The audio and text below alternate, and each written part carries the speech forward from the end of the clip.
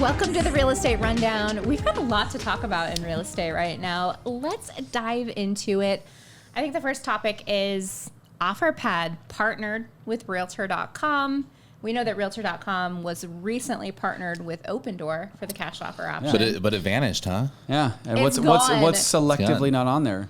Well, we've heard through the grapevine that Opendoor said they don't want to be. If they're going to go on a They don't want to be on a aggregated. platform, they don't want to be with anyone else. So Well, they're basically saying, nope. All right, you're going to bring on somebody else. We're done. What about Big Papa Zillow coming in and saying, No nope. mas. No mas. No mas. We carry a bigger hammer.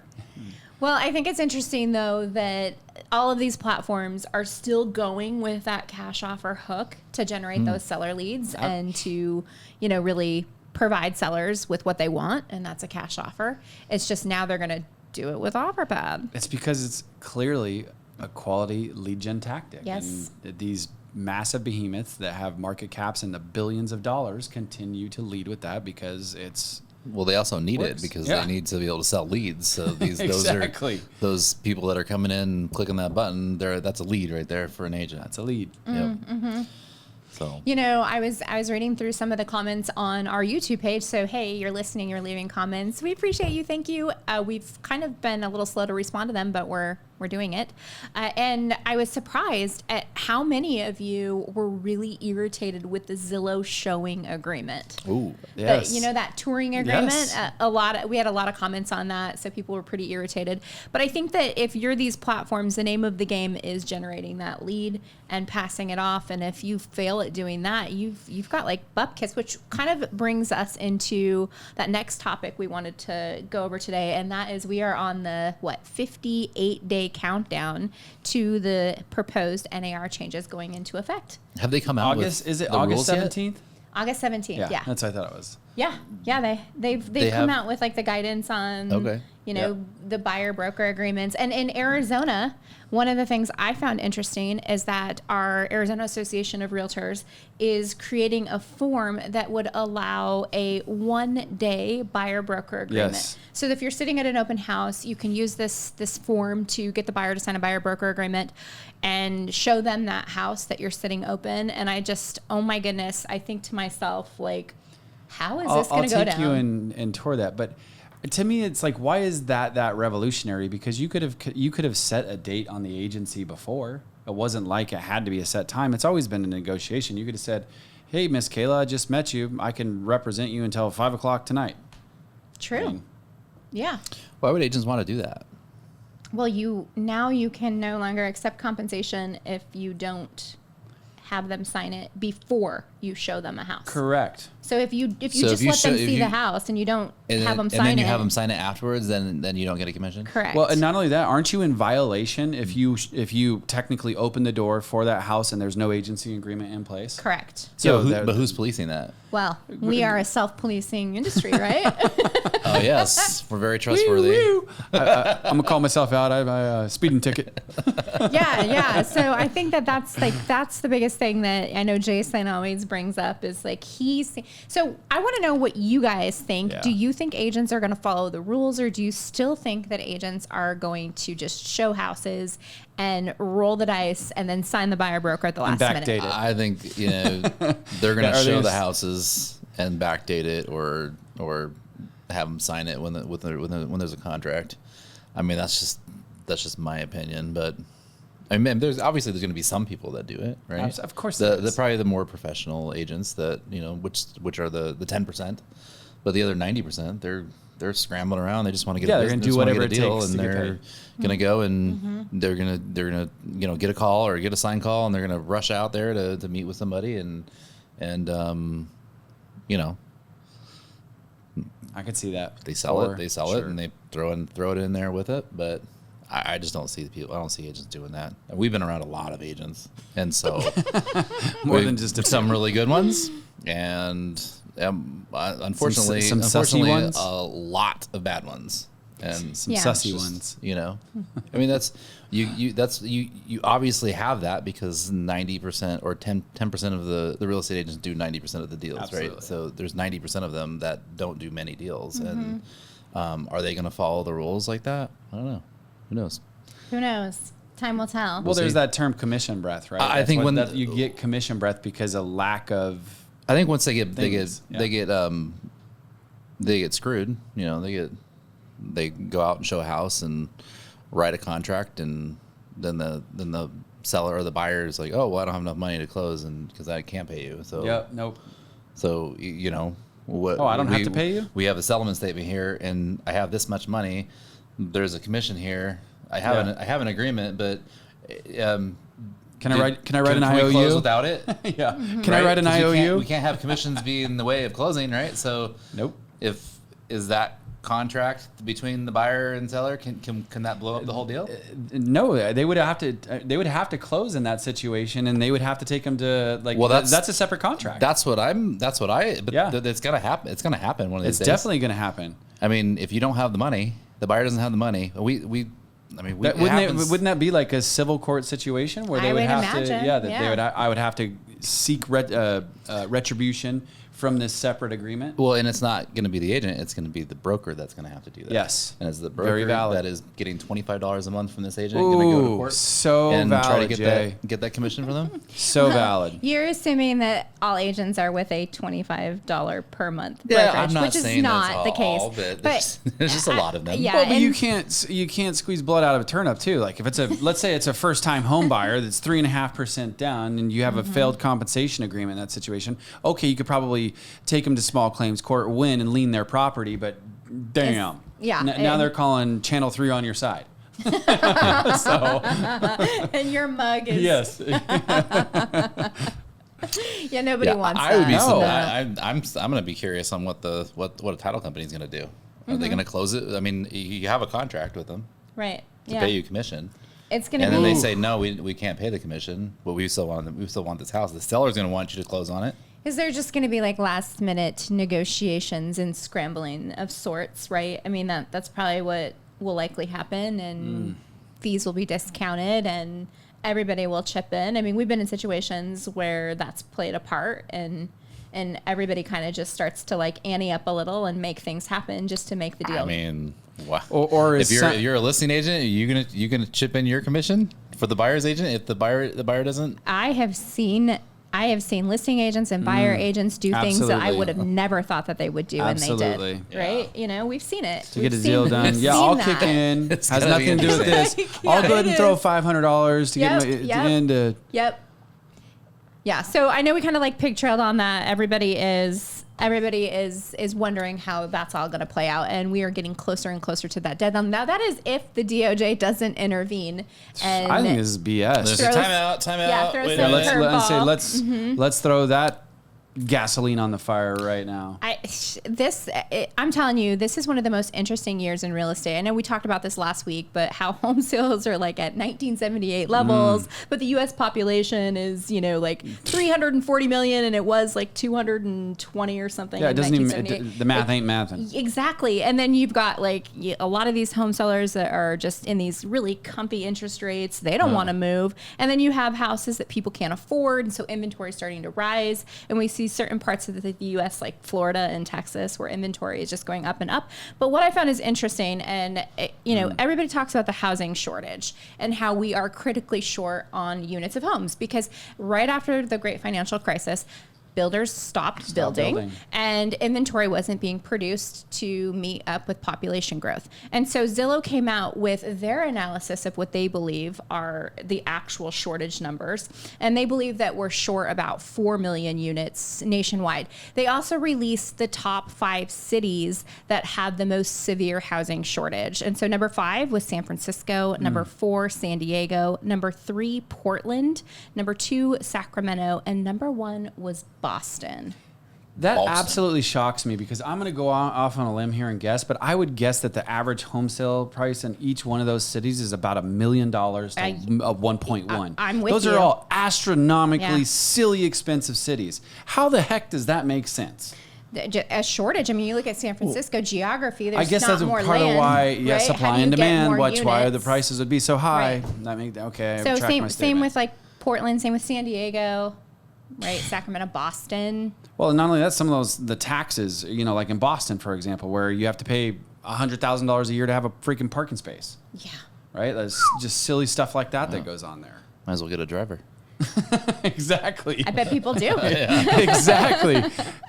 So dealing again, another wrench is the housing shortage. So all of these kind of factors culminating, and then you throw in an election year. Oh boy. And not only any election, but it is definitely going to be an election to watch. One of the play out. wildest ones I think we're probably going to see in a minute. It is insane. So what is You happening? thought 2020 was crazy. 2024 You ain't seen nothing yet. gonna be crazy. So how many buyers do you believe they're on the sidelines Ooh, great question. waiting to buy until after the election? They're just like, hey, you Yeah. know what? I'm just going to wait to see what happens. It wouldn't surprise me if it's like 25%, which would equate to well over 1 million. And what are we supposed to, how many home sales are we supposed to get this year? 4 Just million? underneath 4. yeah, no, a little over 4, right? I thought it was 4. somewhere around there. Yeah. About So 4 I wonder million. I wonder if they're projecting people that are going to be on the sidelines for the election, or if we're going to have a surprise here and it's going to be like 3.6 or 3.7.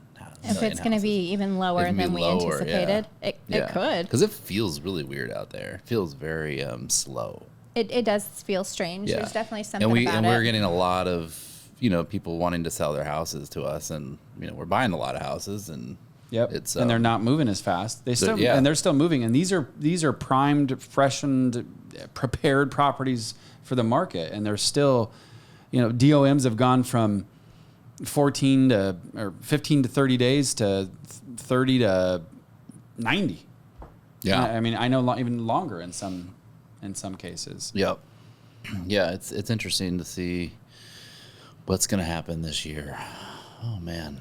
It is. Well, and it's like, I still wonder, and I guess all of us come from that super dog days of real estate where if you sold a house in 180 days, that was fast. But Yeah, when we Now first started, it was like 4 or 5 months was normal. Yep, absolutely.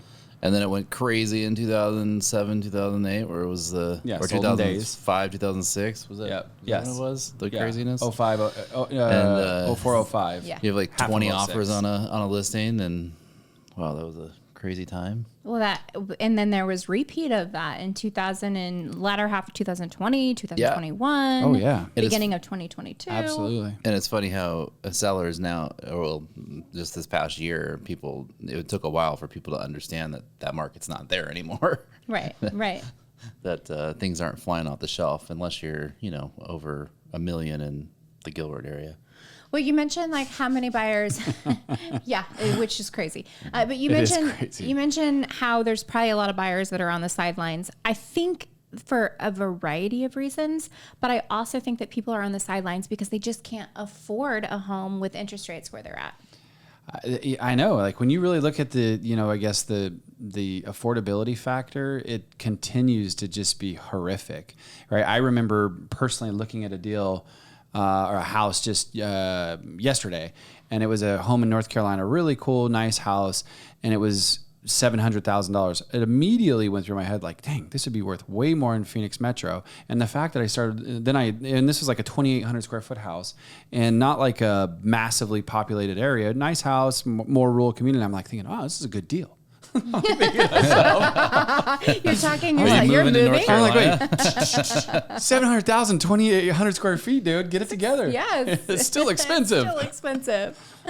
So super interesting. And then kind of like the last thing I feel like kind of came out recently that is interesting is Glenn Sanford, the founder of EXP, finds himself renamed in a sexual assault lawsuit. It was the same one that the judge dismissed EXP and Glenn from previously because they said that the plaintiff failed to establish a relationship between Glenn Sanford and the other defendants. And so now they've refiled, established a relationship, so they think. Which that makes you wonder because like everything, I mean, I don't know Glenn Sanford other than, just through grapevine stuff, but he seems to be like Seems genuine. genuine. Yeah, like a good guy. He's been married, I think, He forever. doesn't seem like a sexual predator to me. No. No, he doesn't. But I don't think that definitely not. He seems like a solid dude. That's not in question. It's did he foster or enable a culture where that was happening and he was aware of it and failed to do anything about it? How many agents at EXP? Like,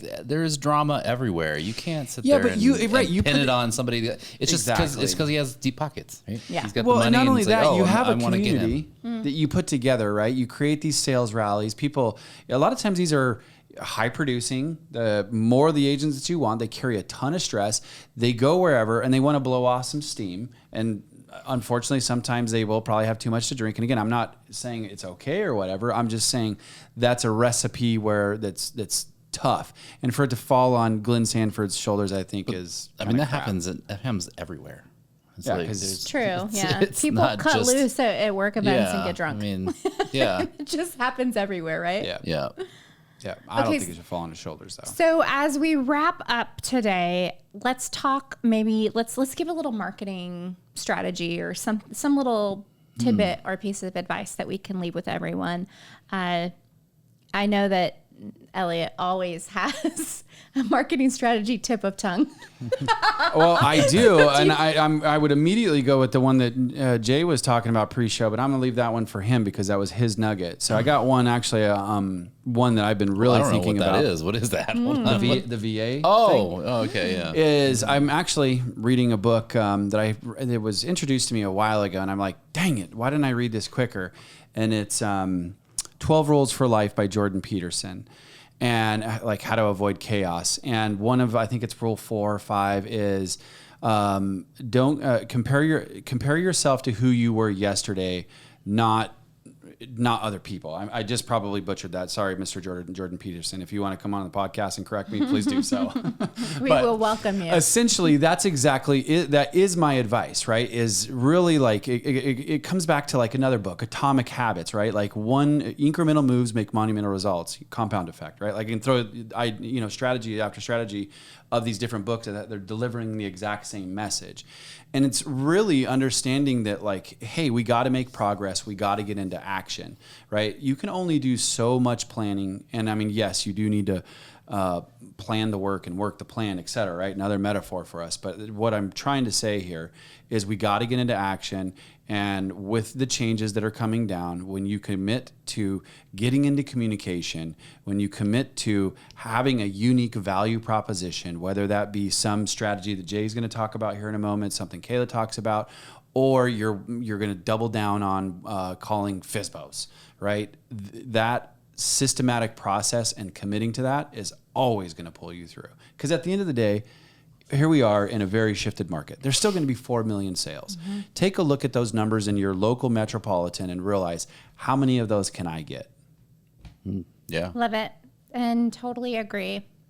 What you got, well, Jay? so mine's not really it's not really a marketing thing, but the VA basically came out and said, you can use, or the buyers for a VA loan can pay their agent now. Because before they weren't allowed to. You weren't allowed to use funds to pay their agent, and now they just included that. So that's a good thing.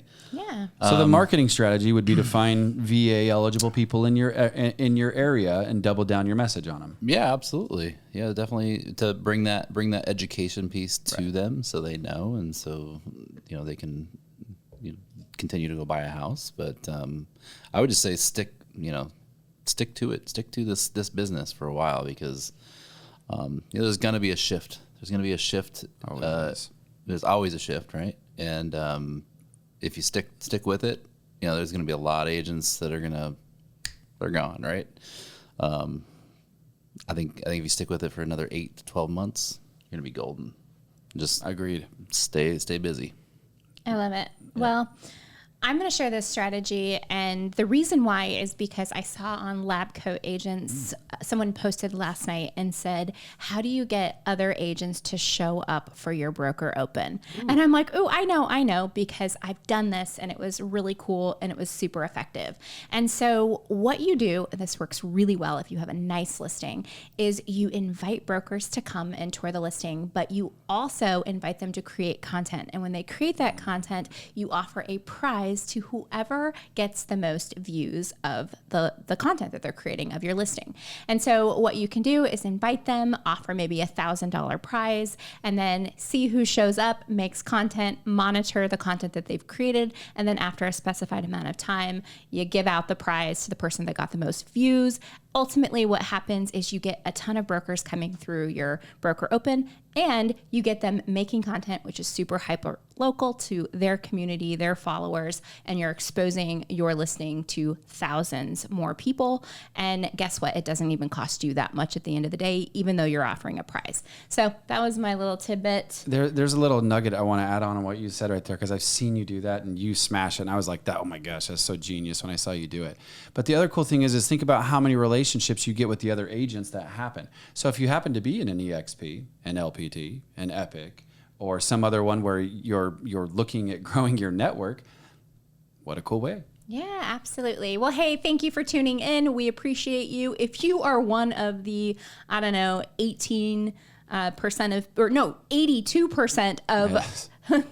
Colby's nodding. If you are one of the 82% of viewers that are not subscribed to our channel, please take a moment, hit that subscribe button, and don't forget to ring that notification bell so you get notified of our new episodes.